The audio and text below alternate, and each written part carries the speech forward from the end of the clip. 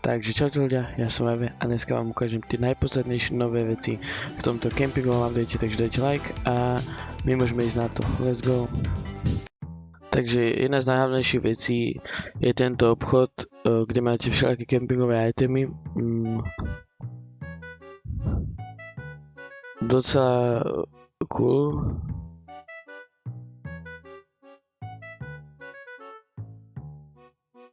Môžete si tu kúpiť všelijaké itemy, ako sú stoličky, stoly a tak ďalej.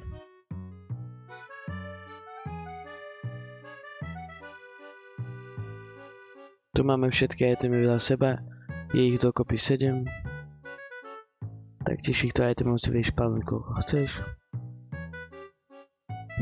A dáme naspäť halloweenské bludisko.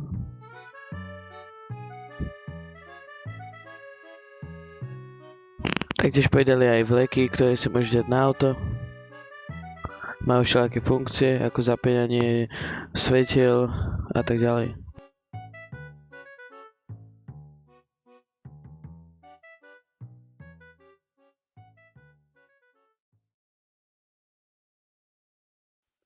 Taktiež moja najobľúbenejšia časť tohoto updateu sú tieto nové dve autá, ktoré sme povedali. Určite napíšte do komentárov, čo si o nich myslíte a či si budete kupovať.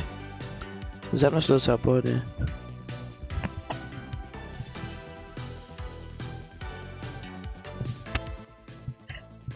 Takže toto už bolo na všetko. Ak sa ti páčilo video, daj like, sub a môžeš niečo napísať do komentu. Takže tak, ja sa s vami lúčim a vidíme sa u ďalšieho videa. Čauku. Ja.